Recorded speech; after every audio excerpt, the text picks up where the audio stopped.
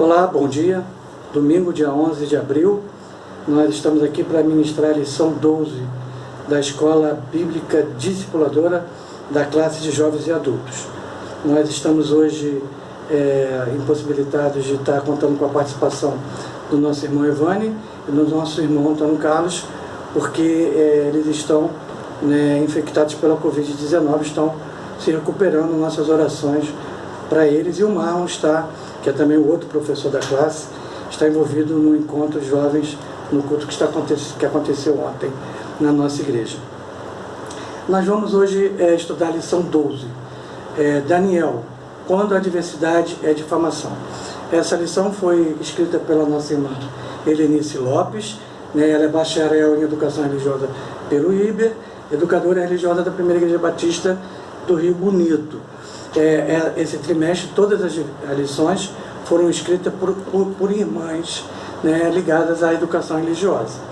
E hoje nós vamos estudar na lição 12, Daniel, quando a adversidade é a difamação. Para isso eu queria ler o versículo 10 do capítulo 6 do livro de Daniel, que diz assim: Daniel, pois, quando soube que a escritura, que a lei estava assinada, entrou em sua casa e em cima, no seu quarto, onde havia janelas abertas do lado de Jerusalém, 3 vezes por dia, se punha de joelhos e orava e dava graças diante do seu Deus, como costumava fazer. Nós vamos dividir essa lição em 4 etapas. A primeira, uma introdução, uma narrativa histórica. É um livro bastante conhecido, muitos irmãos conhecem, então a gente só vai trazer aqui à memória alguns fatos, para a gente poder entender como essa questão da difamação está inserido no contexto da vida de Daniel. Segunda coisa que a gente vai ver, diante da experiência de Daniel, diante da difamação, que ele foi vítima, a gente vai ver como Deus quer agir nos dias de hoje em nós. E a gente vai falar um pouquinho sobre a difamação propriamente dito e depois uma conclusão. Por que falar em difamação? Difamação, assim como calúnia, assim como injúria, são mentiras. Deus odeia mentira, a palavra de Deus é pacífica com relação a esse tema. Se é mentira, Deus odeia mentira. Outra coisa que fica bem registrado para a questão da difamação é de que a difamação é um crime, tipificado no Código Penal Brasileiro, artigo 139, difamar alguém interpretando-lhe fato ofensivo à sua reputação, detenção de 3 meses e 1 ano de multa. E é um assunto muito atual. Difamação, em época de rede social, a gente tem visto o que tem acontecido aí com a questão das fake news. O importante é destruir o outro. Não importa se a notícia que eu estou compartilhando, replicando, seja uma mentira. O importante é destruir o outro. Então, um contexto histórico bem rápido para a gente poder caminhar junto e entender. Primeiro, seguindo a sequência aqui do livro de Daniel, a vida de Daniel, isso é uma resenha, um resumo, nos inspira pelo seu exemplo de fé, temor, respeito, honestidade e fidelidade a Deus. Fé, temor, respeito, honestidade tem a ver com caráter, tem a ver com reputação, fidelidade a Deus. A vida de Daniel é uma vida de relacionamentos e experiências profundas com Deus, permitindo que ele, Deus, forjasse o seu caráter ao ponto de ser reconhecido como um homem íntegro e de espírito excelente. Continuando, uma resenha bem rápida sobre Daniel. Mesmo estando Daniel inserido numa cultura pagã, ele permaneceu firme e temente a Deus.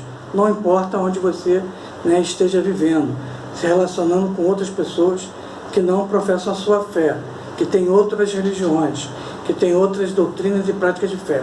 É possível permanecer firme e temente a Deus. É isso que Daniel nos mostra. A outra coisa é que, já partindo para o registro histórico propriamente dito, é que Daniel era um jovem hebreu, filho de pais hebreus, pertencente a uma linhagem real de Judá, ou pelo menos de alta nobreza de Israel.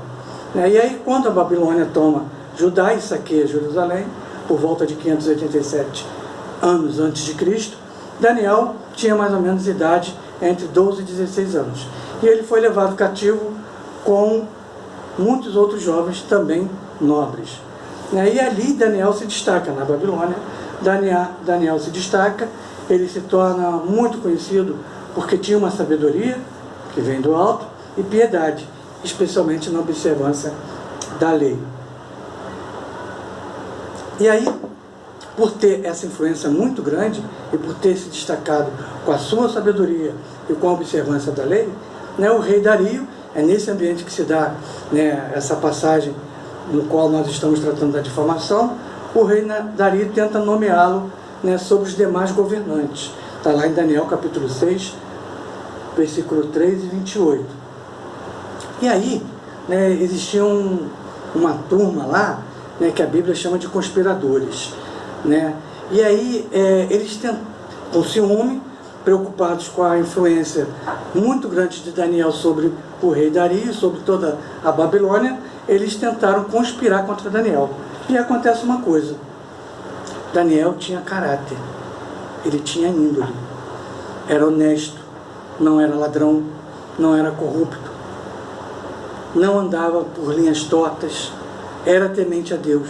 Então eles não conseguiam atingir Daniel olhando por essas realidades da honestidade, do caráter e da índole excelente de Daniel. E aí eles descobrem que eles podem atingir Daniel através da religião. Gente, isso está acontecendo muito hoje. A religião tem se tornado o foco das discussões de coisas que não deveriam estar sendo tratadas no nosso contexto social, da nossa sociedade. Não deveria, mas estão usando a religião para atingir determinados pontos do poder. Estão conseguindo. Mas aí, voltando para Daniel, os sátrapas tramaram uma lei centralizando a pessoa do rei, como se o rei fosse uma divindade, fosse um deus, para prejudicar Daniel. Então, as pessoas, os escravos, os cativos e todo o povo babilônico deveria prestar adoração ao rei Dario. Os supervisores, aqueles que estavam tramando contra Daniel, sabia que Daniel era temente a Deus e que ele não ia abrir mão. E aí eles arrumam essa conspiração para atingir a reputação de Daniel, utilizando o quê? A fé de Daniel, o temor de Daniel a Deus, a religião. Daniel se manteve firme. Nós vimos lá no capítulo 6, versículo 10. Daniel se manteve firme e a boa mão do Senhor estava sobre ele e a sua conduta era digna de honra. Então, a gente vai ver que Daniel, ele não se dobra, ele não adora o rei, e Daniel vai orar na janela que estava aberta para Jerusalém, onde todos poderiam ver ele adorando e se ajoelhando diante de Deus, Criador de todas as coisas, e não o rei Dario. E aí é feita uma denúncia caluniosa, uma difamação, porque Daniel não tinha se prostrado diante do rei, mas tinha se prostrado diante do Deus Todo-Poderoso. Então, nesse contexto, dessa situação toda de Daniel, o que essa mensagem, o que essa narrativa tem para falar para nós nos dias de hoje? Nós vamos ver. Deus deseja que você tenha uma vida abundante, assim como Daniel também tinha uma vida abundante, de temor a Deus, de relacionamento, de intimidade, de obediência, de conhecimento, de maturidade diante de Deus. Segunda coisa, Deus quer de nós que nós não venhamos nos acomodar em ser apenas um frequentador de igreja, ou um funcionário qualquer no seu trabalho, ou um estudante qualquer na sua vida acadêmica. Deus quer que a gente cresça, que a gente aprenda com os erros, que a gente busque ser melhor a cada dia, assim como Daniel fazia, pois assim nós colheremos frutos bons. Está lá, Provérbios capítulo 22, versículo 29. Deus está procurando pessoas que honrem seus compromissos, pessoas de caráter, honestas, que sejam justas, de boa índole. Uma pessoa de caráter, ela tem palavra, ela é correta e sempre honra o nome que tem. Daniel honrava o nome que tinha. Você pode perder bens, saúde, família, mas nunca perca o seu caráter. E aí a gente vai ver que esses supervisores, né, tramaram contra Daniel, né, conspiraram contra Daniel, difamaram Daniel para o rei, dizendo que Daniel não tinha se ajoelhado perante o rei, mas tinha se ajoelhado perante o rei dos hebreus. E Daniel foi vítima de uma conspiração. Eles prepararam um ambiente para dizer, né, para convencer de má fé o rei Dario de que, né, era possível, né, denigrir a imagem de Daniel. Mas Daniel, ele foi vítima dessa difamação, né, e algumas coisas aconteceram, a gente vai ver daqui para frente, né. O que esperar de um homem amadurecido na comunhão com Deus? Ele não abre mão de estar perante Deus, não entidades, não outras situações, é só perante Deus. Daniel já havia experimentado os atributos sobrenaturais de Deus. Nós estamos experimentando isso. Nós temos a palavra de Deus. Nós temos Cristo como o maior exemplo de atributo sobrenatural de Deus. Nós temos a palavra de Deus. Nós não temos dúvida, não temos motivo para duvidar da sabedoria, da ação dos atributos sobrenaturais de Deus. E vamos ver como foi que Daniel experimentou isso. Daniel experimentou tendo entendimento e sabedoria acima de todos os outros sábios da Babilônia. Deus agindo na vida de Daniel. Daniel, ele revelou significado de alguns sonhos. Deus se manifestando na vida de Daniel. Seus amigos foram milagrosamente preservados dentro da fornalha ardente. Deus agiu na fornalha ardente. Daniel presenciou o poder de Deus ao tratar com o poderoso monarca pagão, Nabucodonosor. E Daniel se portou com um homem temente a Deus de caráter e de índole. Daniel interpretou a inscrição feita na parede durante o reinado de Belsazar.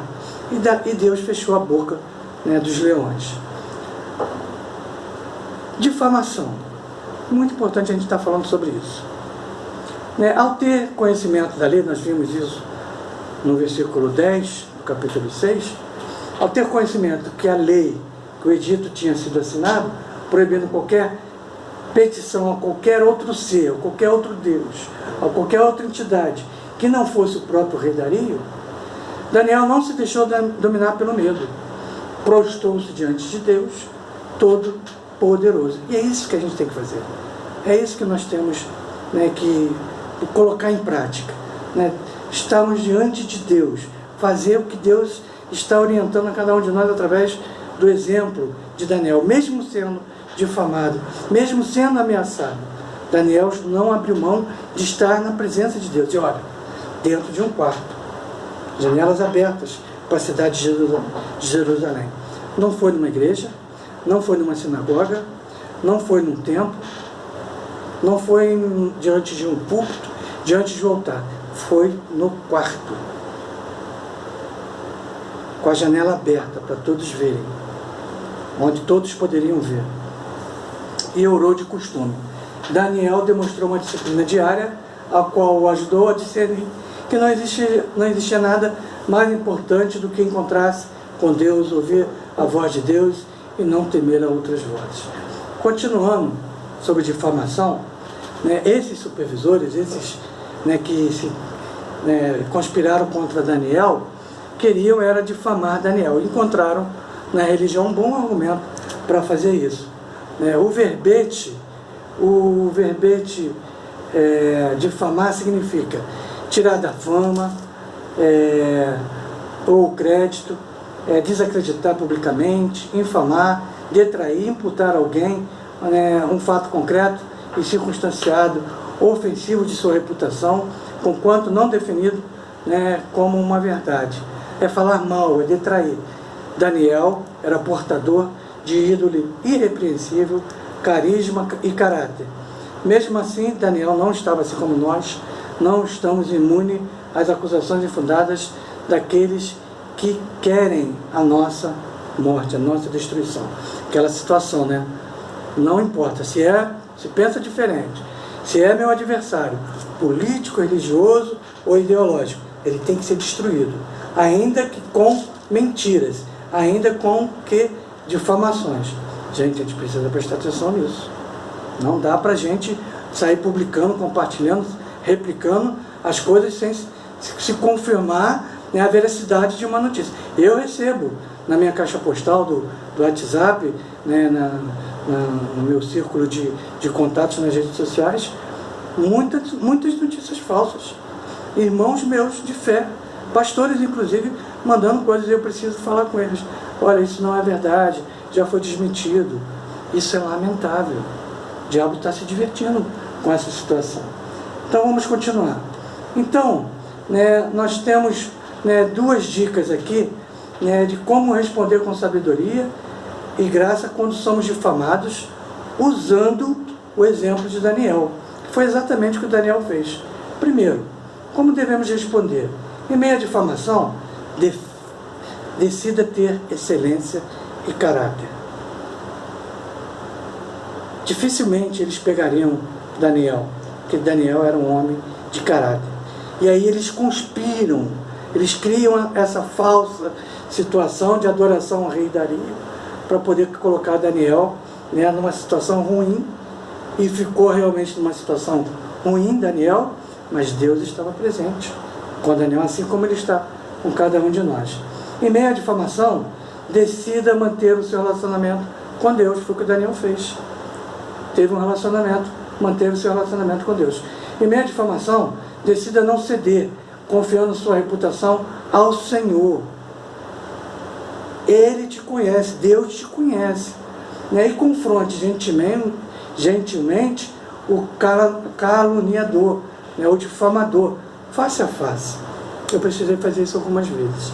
Uma vez eu publiquei uma falsa notícia, uma notícia montada, que eu acreditei que aquilo fosse verdade, botei lá no Facebook. Né? Imediatamente alguém veio e me alertou: olha, isso aí não é isso não, rapaz, isso é uma montagem. Eu fui confirmar, falei assim: meu Deus, me perdoa. Aí pedi perdão à pessoa, apaguei a postagem. Pedi perdão à pessoa.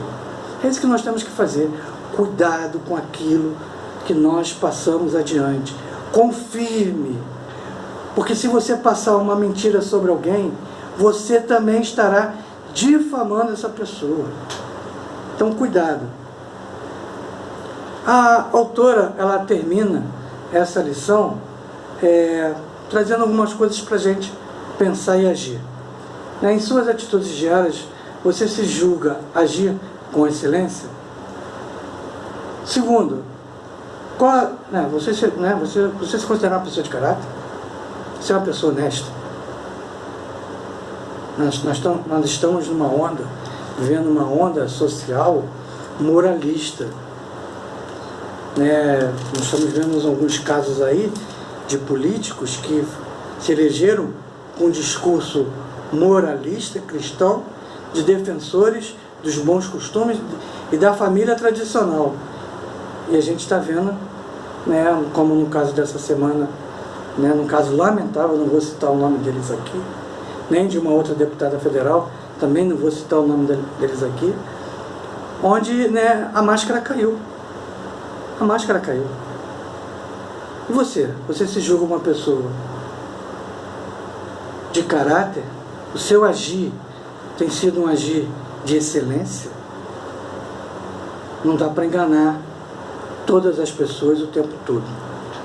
Em especial, não dá para enganar Deus. Deus te conhece. Qual a sua reação quando você é insultado? Caluniado ou difamado? Você devolve com a mesma moeda? Você paga o mal com o mal? Ou você se acalma, procura Deus, pede orientação e resolve isso de uma forma gentil?